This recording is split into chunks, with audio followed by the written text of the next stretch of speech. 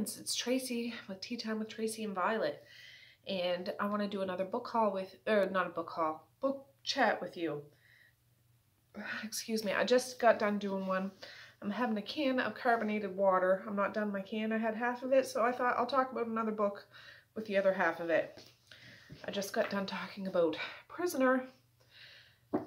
Here's another book in that series. I don't know if there's ever going to be more or not. There's potential for it, I think, but maybe not. Today, I want to talk about Hostage. This is book 2. It's not like a duet, but read this and then you read this. I thought I'd talk about this. So I was drinking my carbonated water out of this festive teacup, but I want to drink it out of the can now. I'm not having tea. I've had plenty of tea today. The kids are in bed. It's 10:54 at night. So I want to talk about a book that I just read a couple days ago. And yeah, I can start putting some books up on my shelves in the attic and start on some fresh books. But yeah, Hostage by Annika Martin, who is Carolyn Crane, or AKA Carolyn Crane, and Skye Warner. Or Warren. Yeah. There, this is a dark romance. This is a captor-captive kind of romance. This starts off with, I need to look at the names. I've read a few books all in a row. Brooke and Stone. Is that right? Yeah, Brooke and Stone. All right, so Brooke, at the beginning of this book, is having her sweet 16 birthday party. She's just a kid.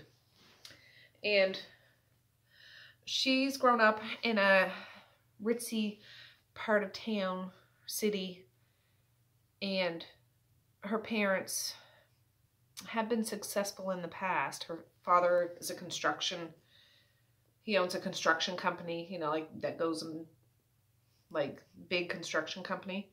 Her mother doesn't work that it looks like. She's there to put on airs and rub noses with the elites in the community. But really, they're house poor. So they have a nice house, but the father's kind of drowning in his work, trying to keep afloat. And the mother's actually working a town over at a bakery, just trying to scrape up enough money to throw this big bash for her sweet 16 party, because that's what all the rich people do, is to have big parties for their kids. I'm thinking, oh my God. Whatever. Not in my world. I have birthday parties, but I'm just saying, ridiculous. So Brooke, she sees this with her parents. She loves her parents. She does, but they're not the most affectionate, lovey-dovey parents. Now the mother, they love their child. They love Brooke, but the mother is like, you gotta make sure you're always standing up and have a smile on your face and have the perfect clothes. And, you know, it's all about representation and keeping up with the Joneses, if you know what I'm saying. So it drives Brooke crazy. She doesn't like it. She wishes that she could pick her own friends, wear what she wants to wear, that sort of thing. So she's kind of a bird in a cage. That's kind of what I take from this cover. She's kept, but not on the inside, sort of thing. So it's her sweet 16 party. She's wearing a dress that's too small for her, but her mother insists that she wears this dress, so she hasn't eaten for a couple of days except for a couple of strawberries, so she doesn't bloat. She's not, I think, she's not a big girl, but, you know, you're supposed to be a size 2, not a size 4 or something like that. Ridiculous. And she's there, and everybody at her birthday party are all like her dad's associates and business contacts. It's not like an actual birthday party, but they're having caviar and all the fancy foods and things like that. And she has to step outside because she just needs to get some air. She's done trying to play this part, and instead of upsetting her mom, she just said, I need to go to the washroom or something. And she goes and steps outside of this venue where her birthday party is. So while she's out there, she's starting to have a panic attack.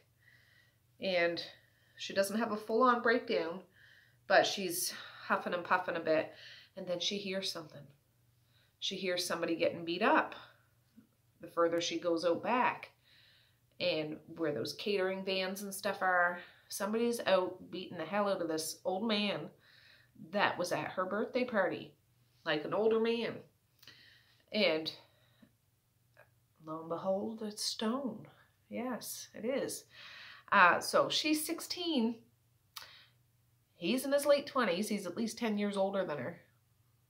At least. It doesn't specifically say. So she doesn't know what to do. It's wood chips. I was carrying up wood, if you wonder what's on my sweater. She doesn't know what to do. And then she talks to herself. She's like, I'm going to go tell him that I'm calling the police and I have my cell phone.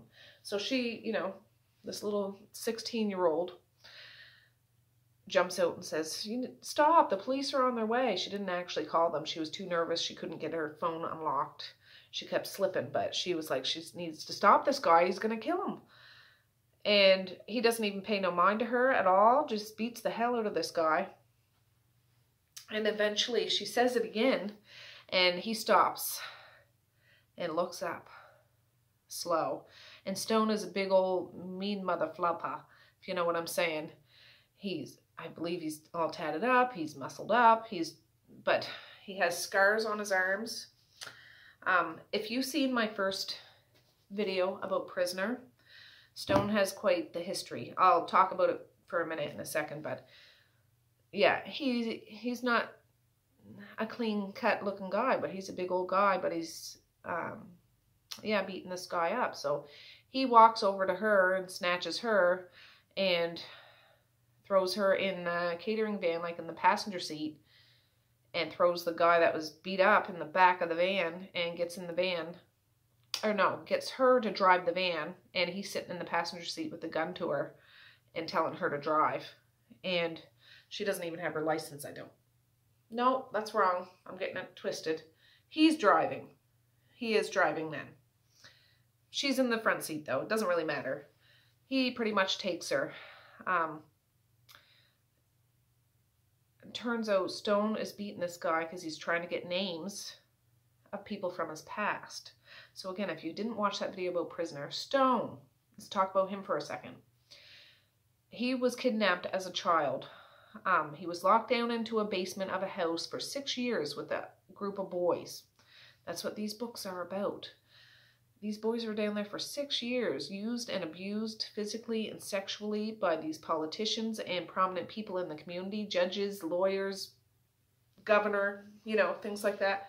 Just, yeah, so they didn't see the light of day unless they were brought up, washed up, dressed up, and pretty much taken advantage of and then sent back down in the basement. And that was it for 6 years. And he was just snatched when he was a little boy. He was the oldest of the boys down there, but still a little boy. So the group of boys that were down in this basement for 6 years, they formed like a family. He was the oldest when they broke out. He was 15. He was the oldest out of all of them after being in there for six years. They ended up breaking out of this house. It doesn't say exactly how they did it, but I believe they just overpowered them maybe. Killed the people that were in the house, but that was just, you know, the tip of the iceberg. This was much bigger, and they knew it. The people that they killed wasn't the end of the, that was just cutting the head off the snake. That didn't do nothing. That just gave all the bigwigs that were running this ring the heads up that they're out. And fast forward years down the road, when they're like in their late 20s, they're grown men, and over these years they've been hunting down the people that used to come and take advantage of them down in this house. And that's where Stone comes in. He's beaten one of these business partners of her father's that would have information on where to find other people that used to rape them and take advantage of them. Like I said, dark romance, dark, dark, dark. So he wants information about that, and he wants information about one of his brothers that is in jail, that was wrongfully put in jail. It was pretty much manipulated so he would go to jail and stay there, to kind of tame those guys down, in the sense, we know that you're the one killing off all our friends. If you don't stop, you're all going to go to jail or something like that. So they end up throwing one of them in jail, and they're in there for a couple of years. Won't give you the details on that, but so he wants to find out contacts of who kept them down in the basement, contacts of who framed his brother, because we need to get that sorted out. He doesn't need to be in jail, sort of thing. So that's where she got tangled up into this. So they end up driving a ways, and they stop, and he tells her, you stay there, don't you dare run, or I'm going to shoot you, or I'm going to kill you. And he's not giving her any way of thinking he doesn't mean it, because he's a mean mother, if you know what I'm saying. So he takes that guy out of the back of the truck, and he's already back there moaning and groaning, and internally you can hear it, what she's thinking while they're driving, like, oh, is he gonna die? Like, we need to get him to a hospital, like he's gonna end up dying, that poor old man. Turns out he's one of those guys that, you know, had something to do with all the abuse that was going on, but she didn't know this. He goes out, and she hears all the cracking and snapping and disposing of, if you know what I'm saying. So she was like, I'm not supposed to move, but she ends up going outside the door. She was like, is he going to kill me? I need to throw up. I don't want to throw up in the van because maybe he'll kill me for that. So she steps outside, throws up, and after that, that man's all taken care of, if you know what I'm saying. So they kind of merge there. So she's only 16 now. She's only 16. But for some reason, he seems to be a little infatuated with her. He's confused by that. Just a minute. I need to check the fire. Oh yeah, it's fine. I just left the drafts open a little bit so it would catch. I just didn't want it smoking up the kitchen. But yes, he's kind of infatuated with her, but he knows he has to kill her because she already seen him. So he drives her off to like a lake, a river, hauls her down to the thing, plans on killing her. And full on kill her. He feels kind of bad. He doesn't want to have to do it.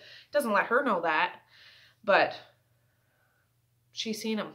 She's seen him. So she's got to go because he can't risk his brothers. Fast forward a couple years. Obviously, he doesn't do it, but he threatens her to the 9 if you say anything. He takes her phone. I'm killing everybody on this telephone. And she's already said she's terrified of any of this. She's never been exposed to anything like this, so she's panicking. I can't say nothing. He tells her what to say when she gets home. So, because the police would be involved, because pretty little rich girl gets kidnapped, you know. And it goes from there.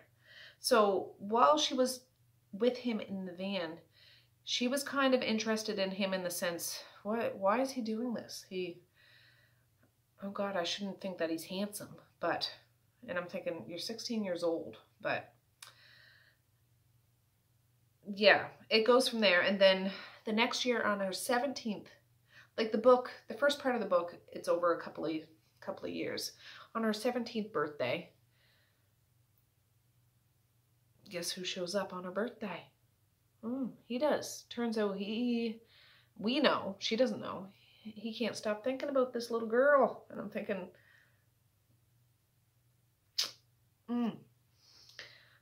dark romance, forbidden romance. That's all I'm saying. And he goes to take her. And in that time, she was kind of thinking about him, just wondering where he is, scared because my throat is dry. scared because, like, is he going to come kill me now? Like, she's looking around every corner. But at the same time, kind of infatuated with him. I'm just...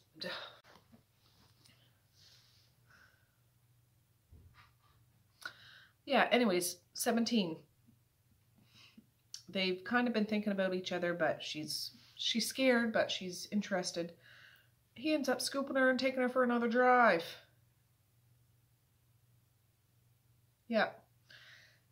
The thing is with him and his family of men agreed never to get involved with a woman. Having sex is one thing, but getting involved with a woman is a no-go.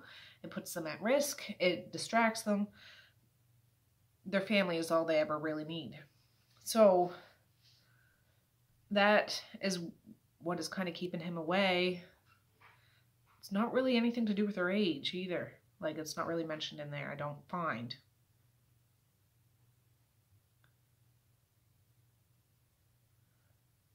Hear one of my kids up there.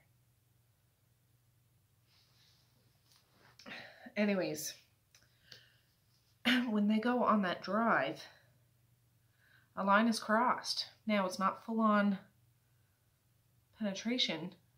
However, this is where the trigger warnings come in.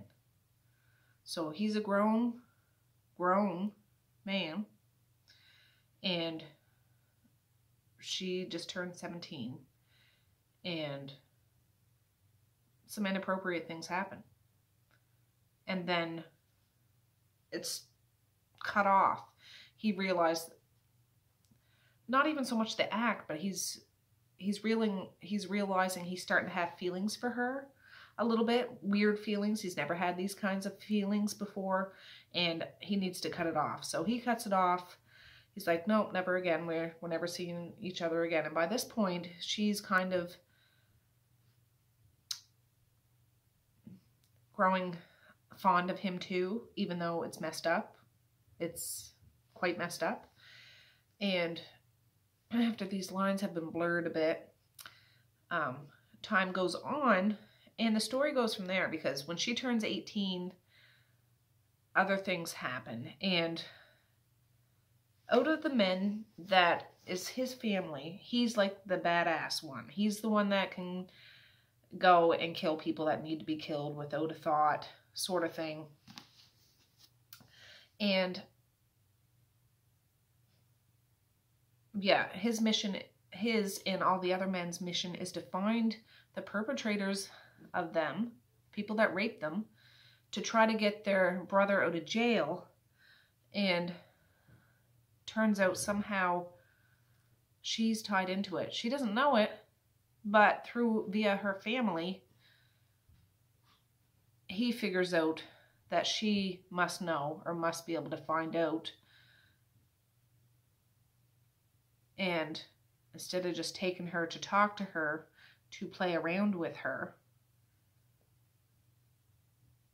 he needs to press her, like how he would press other people for information, because that's the ultimate goal, is to track down these people. And if she has a way, she's acting like she heard something, and she has gotten tidbits from him of why and what, and she's starting to piece a few things together, but she's scared to tell him because it implicates her in a way, and she knows what he does to people like that, and he said it straight out, and he figures that she knows, and it takes another turn, if you know what I'm saying. So I don't want to talk anymore really about this.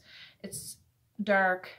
Check the trigger warnings, but I'll have to say age gap for sure. Underage inappropriate things in my book for sure.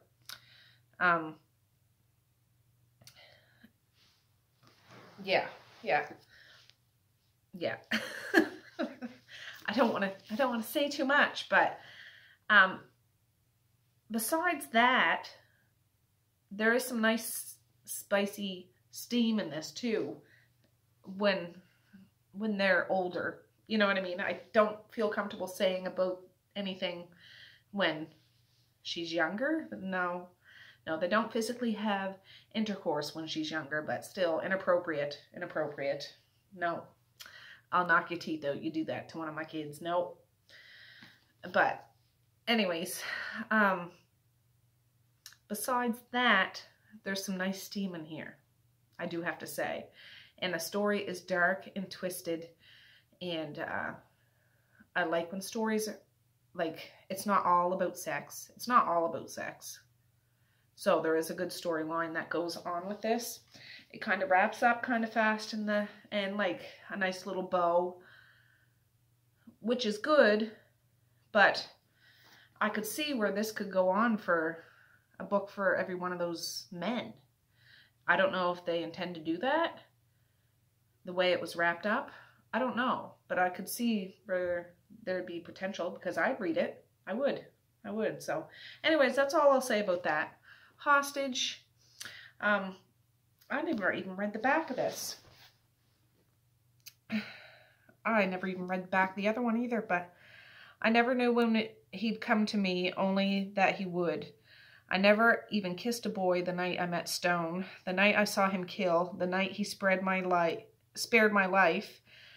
That was only the beginning. He turns up in my car again and again, dangerous, full of raw power. Drive, he tells me, and I have no choice. He's a criminal with burning green eyes, invading my life and my dreams. The police say he's dangerously obsessed with me, but I'm the one who can't stop thinking about him. Maybe it's wrong to let him touch me. Maybe it's wrong to touch him back. Maybe these twisted dates need to stop, except he feels like the only real thing in my world of designer labels and mansions. So I drive us under threat until it's hard to remember I don't want to be there, until it's too late to turn back. So, yeah. The little bit about her, designer labels and mansions, really, but it is a good story. So I would recommend it. It's not the greatest story in the world, but I would read more if there was more in this series. So that's that. Anyways, I'm going to say peace, love, and happiness today and every single day. Please like, share, and subscribe if you so choose, but if not, that's okay too. I still love you. I still want all the happiness in the world for each and every one of you out there. I certainly do. I really, really honest and truly do. Yes, I do. Yeah, so with that, I'm going to say have a good night or have a good morning, and I might see you tomorrow. Bye. Bloop.